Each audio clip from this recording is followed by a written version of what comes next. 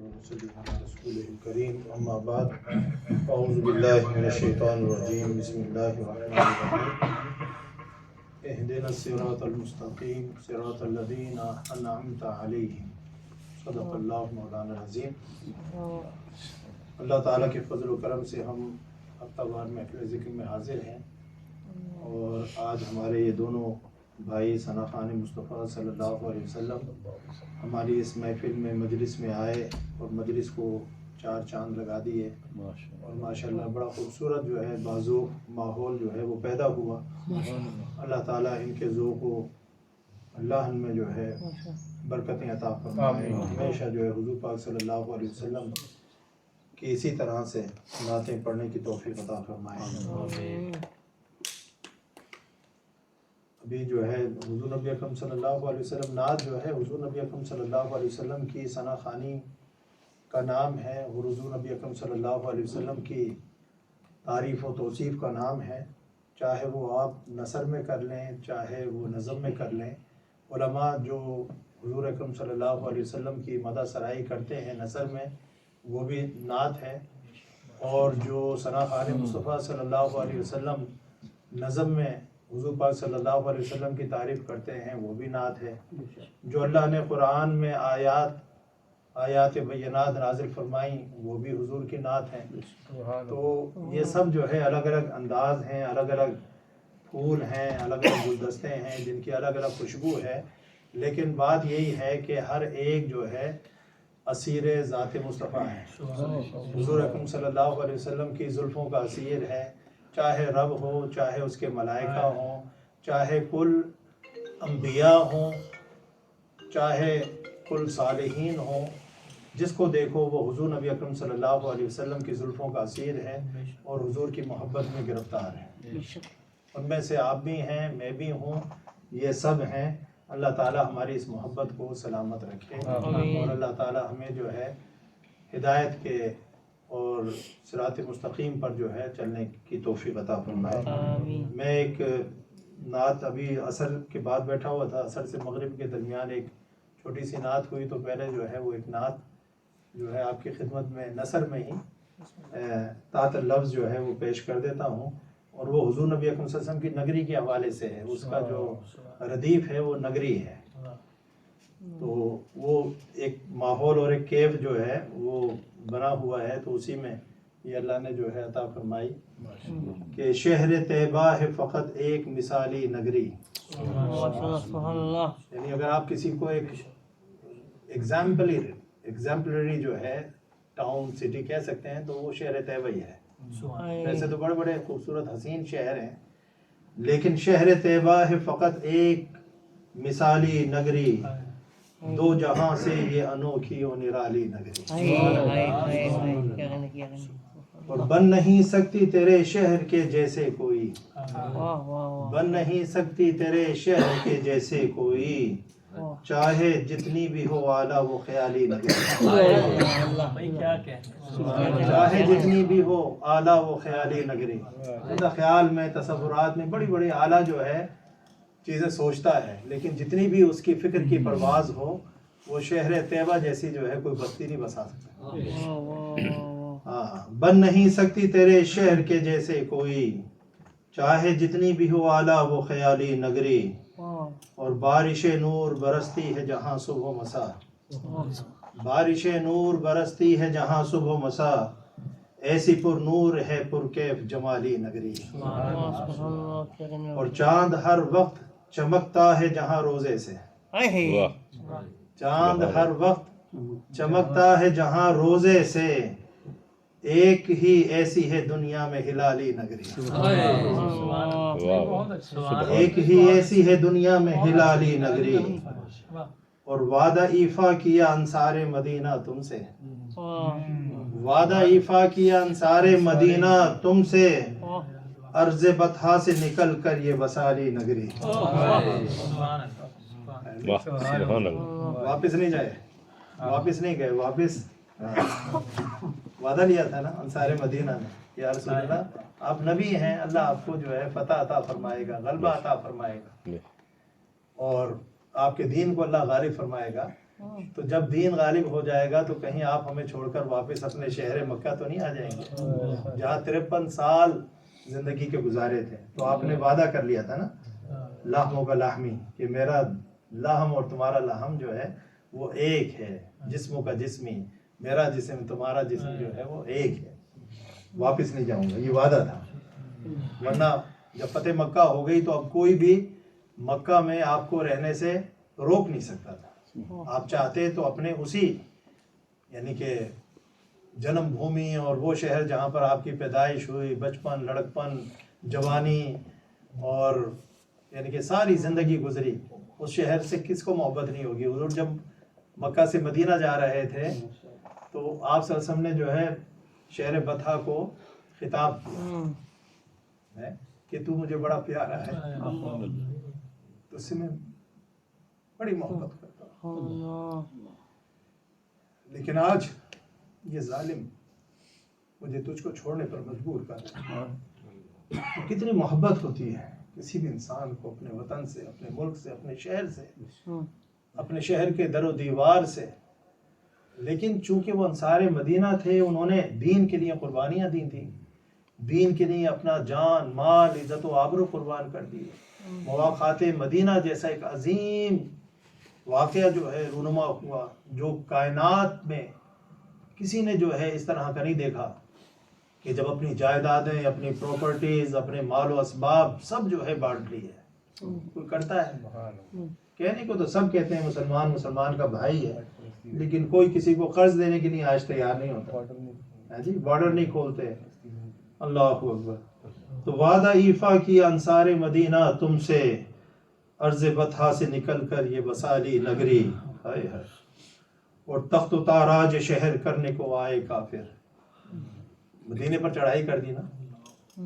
تخت و تاراج شہر کرنے کو آئے کافر, دیکھ ہوں احد میں آقا نے بچا لی نگری. پھر خون بھی دیا اس کے لیے, دندان مبارک بھی شہید کروائے, جنگیں لڑیں اور اس شہر کو آپ نے جو ہے بچایا. دیکھ ہوں احد میں آقا نے بچا لی نگری, اور کہا کہ دامنے دل کو بچھاتے ہیں یہاں شاہ و گدا, دامنے دل کو بچھاتے ہیں یہاں شاہ و گدا, چوکھٹے شاہ پہ ہے ہر ایک سوالی نگری. اور مقطع ہے کہ قلب آسی رہے خوشباش جہاں پر عالم, قلب آسی رہے خوشباش جہاں پر عالم, مثل جنت وہ زمین پر ہے بنا لی نگری, مثل جنت وہ زمین پر ہے بنا لی نگری. جو آیت کریمہ میں نے تلاوت کی اس کی تھوڑی سی جو ہے کہ ایک شعر جو انہوں نے پڑھا تھا کہ چلے تو جہاں نے چلنا سیکھا, چلے جب میرے محمد تو جہاں نے چلنا سیکھا. یہ ہے ہمارا دین کہ جب حضور نبی اکرم صلی اللہ علیہ وسلم چلے, کہاں چلے, یہ شب معراج کی جو ہے بات ہو رہی ہے, جس کو کسی شاعر نے جو ہے دوسرے شعر میں یوں بھی بیان کیا کہ ملا سبق ملا ہے مجھے, سبق ملا ہے یہ شب معراج سے. کیا ہے وہ شعر کہ عالم بشریت کی زد میں ہے گردوں, کہ عالم بشریت کی زد میں ہے گردوں. گردوں کہتے ہیں افلاک کو, آسمانوں کو. تو حضور نبی اکرم صلی اللہ علیہ وسلم جب چلے, جب شب معراج چلے, زمین سے آسمانوں کا آپ نے سفر کیا, تو در حقیقت آپ کے اس سفر نے کائنات کو, انسانیت کو چلنا سکھایا. وہ انسان جس کی ذہن کی جو فکر کی جو سطح تھی, بلندی تھی, وہ شاید زمین پر ہی کہیں بھٹکتی پھرتی, لیکن حضور نبی اکرم صلی اللہ علیہ وسلم جب شب معراج ملائے اعلیٰ میں گئے, آسمانوں میں گئے, تو انسانیت نے جو ہے اس سے کیا سبق سیکھا کہ ہاں یہ ساری جو کائنات ہے اس کو اللہ نے ہمارے لیے مسخر کر دیا ہے. اور قرآن جیسا عظیم معجزہ اللہ تعالیٰ نے حضور نبی اکرم صلی اللہ علیہ وسلم کو عطا فرمایا. پھر معراج جیسا عظیم معجزہ اللہ نے آپ صلی اللہ علیہ وسلم کو عطا فرمایا. اور ایک وقت تک جو ہے حضور نبی اکرم صلی اللہ علیہ وسلم کی امت اسی راستے پر چلتی رہی، علم کے راستے پر چلتی رہی، فکر کے راستے پر چلتی رہی، تدبر کے راستے پر چلتی رہی، اور یعنی دنیا کی امامت کا تاج جو ہے ان کے سر پر سجا، اور دنیا میں جو علوم کی مختلف شاخیں ہیں ان کے وہ بانی بنے، اور اس میں انہوں نے بڑی ریسرچ کی، ترقی کی، اور دنیا کو انہوں نے بہت کچھ دیا۔ یہ قرآن کا فیض تھا، یہ حضور نبی اکرم صلی اللہ علیہ وسلم کی سیرت کا فیض تھا، یہ حضور نبی اکرم صلی اللہ علیہ وسلم کے موضع معراج النبی صلی اللہ علیہ وسلم کا فیض تھا۔ آج بھی قرآن ہمیں اسی طریقے سے پکارتا ہے، افلا یتفکرون افلا یتدبرون، کہ تم تفکر کیوں نہیں کرتے، تدبر کیوں نہیں کرتے قرآن میں، کائنات میں، اپنی جانوں میں، اپنے انفس میں، عالم خارج کے اندر بھی، عالم داخل کے اندر بھی تم تفکر اور تدبر کیوں نہیں کرتے؟ اللہ نے تمہارے لیے پوری کائنات کو کھول کر رکھ دیا ہے۔ اللہ نے وَسَخَّرَ لَكُم مَا فِي السَّمَاوَاتِ وَمَا فِي الْأَرْضِ، تمہارے لیے جو کچھ بھی زمین و آسمان میں ہے اس کو ہم نے مسخر کر دیا ہے۔ یہ پیغام مسلمان کے لیے تھا، یہ پیغام مومن کے لیے تھا۔ حضور چلے تو کائنات چلی، ہم بھی چلے، لیکن ایک وقت تک چلنے کے بعد ہم ٹھہر گئے، ہمارے اندر جو ہے جمود آ گیا، ہمارے اندر سکوت آ گیا، ہم نے چلنا چھوڑ دیا۔ لیکن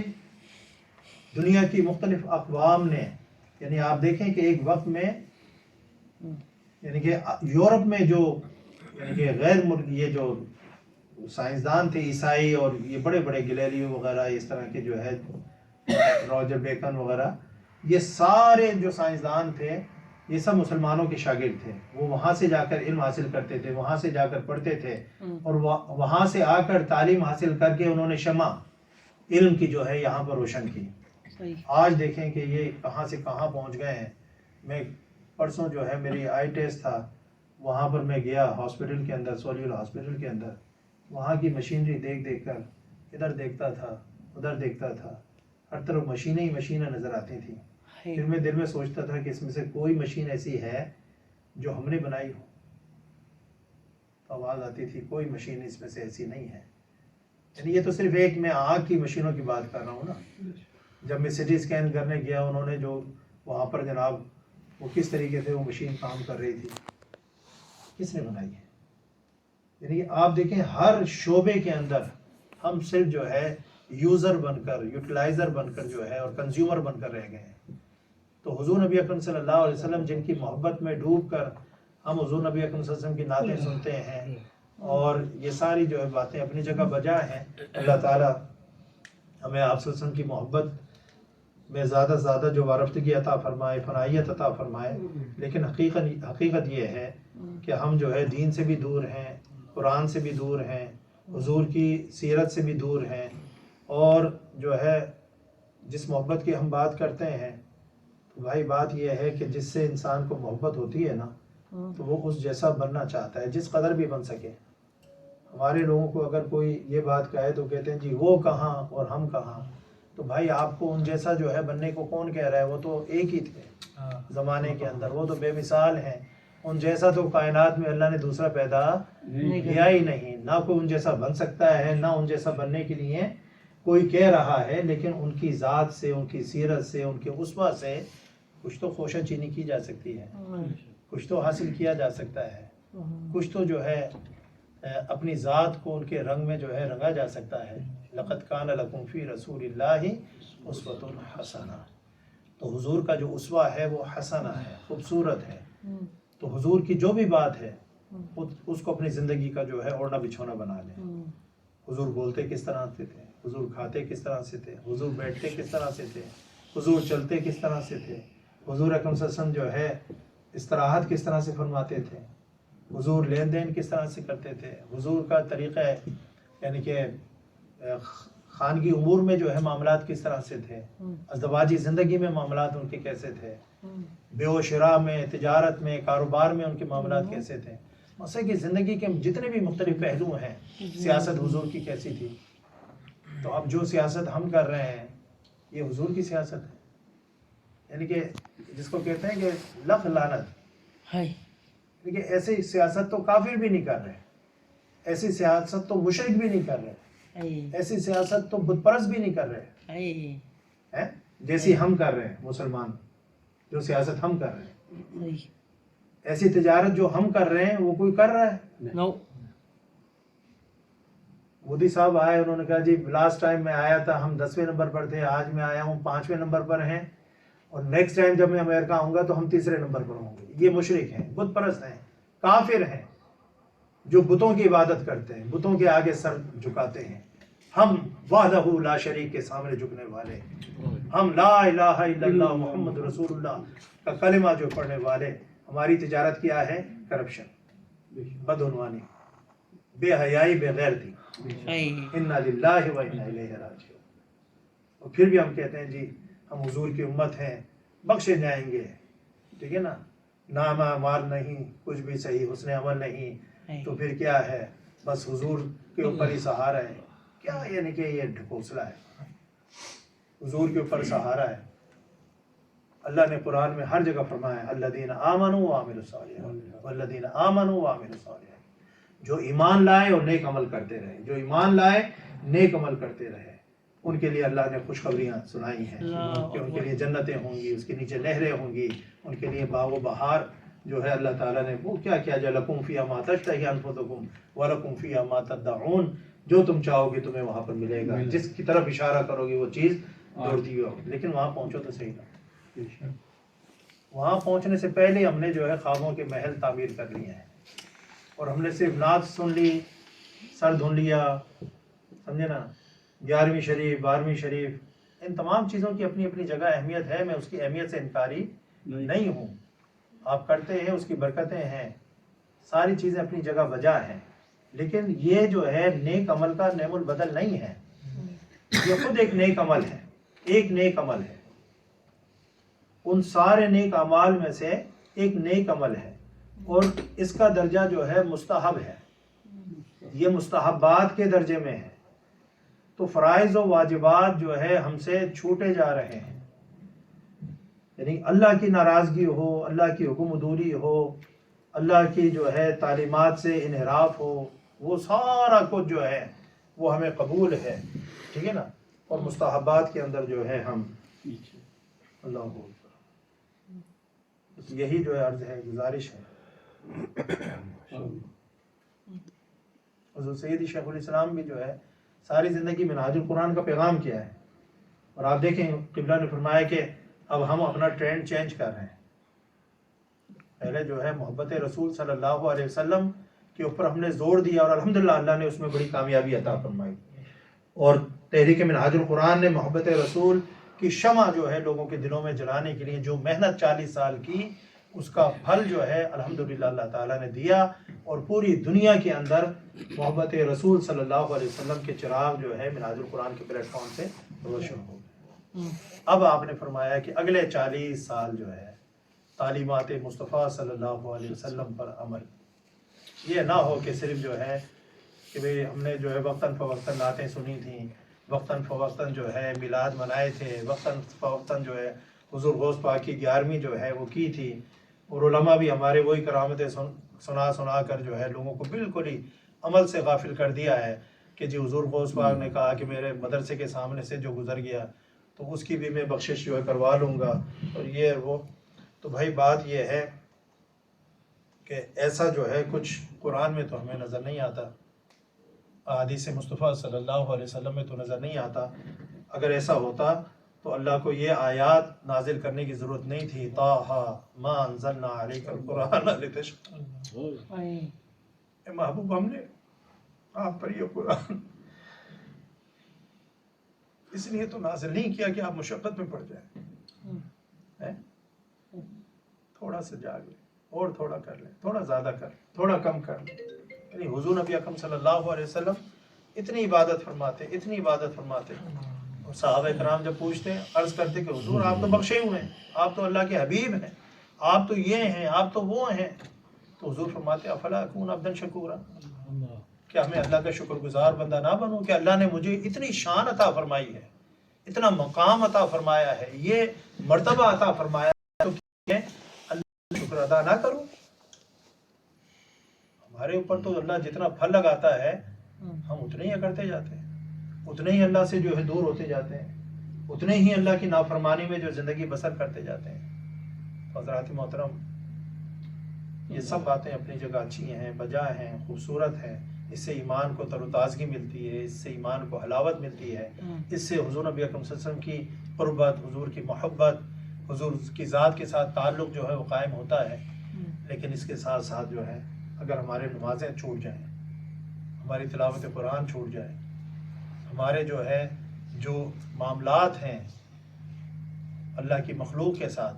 اس کے اندر اگر کمی آ جائے، اللہ کی بندگی میں کمی آ جائے،